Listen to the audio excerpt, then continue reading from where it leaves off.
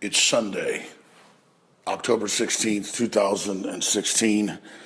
I am filing this emergency voice memo to YouTube and Facebook because, quite frankly, every minute is critical. Time is of the essence with what I'm about to reveal to you. Now, much of what I'm about to say is public knowledge, and you're going to be saying, Alex, tell us something we don't already know. And in that lies the key to what I'm trying to get people to think about here. Joe Biden on Wednesday came out, the vice president, and said, we're going to launch a giant cyber attack against the Russians because we say the Russians have been involved attacking the Democratic Party and this election. No proof, no nothing.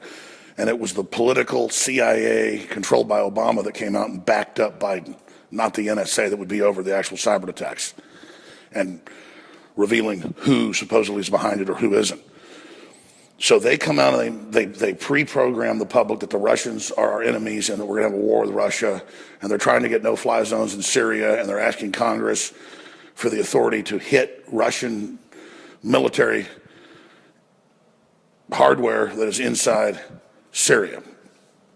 The bottom line is this: a state of war between the United States and Russia now exists because doctrinally NATO 3 months ago and the Pentagon 3 months ago, as well as Hillary 3 months ago, all came out and put it on paper, but also said it, that if Russia cyber attacks us, our doctrine is to hit them with another cyber attack or to physically attack them militarily, not in a cyber way. Now they come out 2 weeks ago and say, oh, we have proof the Russians hit us, but never produced the proof. Then a week and a half later, Biden comes out, as I mentioned, and says, we're going to hit the Russians really big in the next few weeks. This is clearly to disrupt our elections. But did you hear what I just said? We are in a state of war with the Russians right now.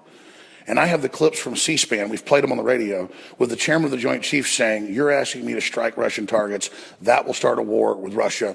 Give me that order and I'll follow it. And then Obama was meeting at the White House Friday with the top generals, developing some secret strategy to carry this out. I mean, this is all in the news, is what I'm telling you. And we're sitting here watching this unfold, and you can clearly see what's happening. They're going to launch a cyber attack on Russia, probably have groups inside Russia so they can blame Russia, launch another attack back on the U.S. in the week before the election to create this whole new Red Scare hysteria to be projected onto myself, Donald Trump, and others who thousands of times a day in major newspapers, they accuse him of being a Russian agent. Only hundreds of times a day do they accuse me of that. Totally off the wall, totally ridiculous. Unless you're planning a larger war with Russia, and then they know psychologically, generally, the public will get behind any lie, no matter how ridiculous. So here's what we know. A state of war currently exists. It has been declared. It has been announced, not legally via Congress. But that power has been transferred to the permanent bureaucracy, to the Cyber Command, the Joint Command, Northcom, CENTCOM, the whole nine yards. And now they're announcing that they're moving forward. The physical troops, the missiles, they're moving up to the borders with Russia. Proxy jihad armies have been brought into Europe by the millions and the hundreds of thousands here. 80% of them are military-age men, even according to Interpol. They're sleeper cells in case the states, counties, and cities somehow get back control of the hijacked federal government. They will then activate the sleeper cells as a destabilization campaign, as well as the communist cells and the Black Lives Matter cells that have been given billions of dollars the last few years and have been prepared to shoot and kill police and burn down cities. The beta testing you've seen has been just that. Let's say a 1 on a Richter scale. The communist destabilization attacks you will see once they actually launch them would be a 10, conservatively. Ladies and gentlemen, we are completely surrounded. We are completely infiltrated. But to quote a famous general from the Korean War, good, we can attack in all directions. We have the moral high ground. We have the facts on our side. We have a lot of people in the government, in the military, and the security apparatus that know exactly what's happening because that's their job. And all I know is we've got to get the word out ahead of this election. This is a plan to bare minimum destabilize our election and basically roll out a new Cold War against patriots who are for nationalism twisting that and claiming that we're actually against America because we don't want globalists and foreign interests running our nation. England has left with the Brexit, getting out of the EU. Russia is pulling out of the globalist system. The United States is pulling out, and that's why General Milley, the head of the Army, a week and a half ago, chillingly said, you can pull it up, it was in the Army Times, you think you're going to have the EU collapse? You think Russia's going to stay out of this system? You think we're going to put up with Brexit? We'll hit you harder than you've ever been hit before. Talking to Russia.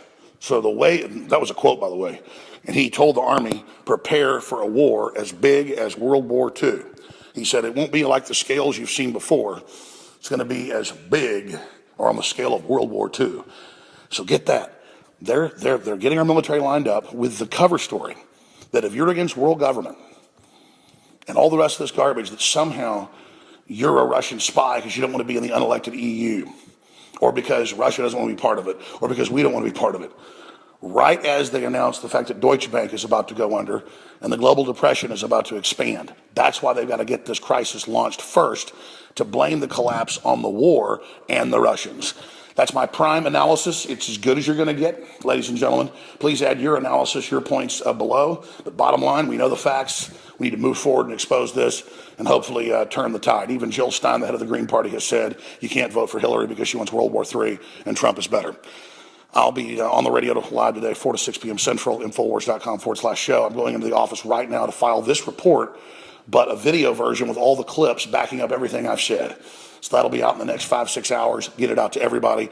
But the United States is now in a state of war with Russia. Infowars.com.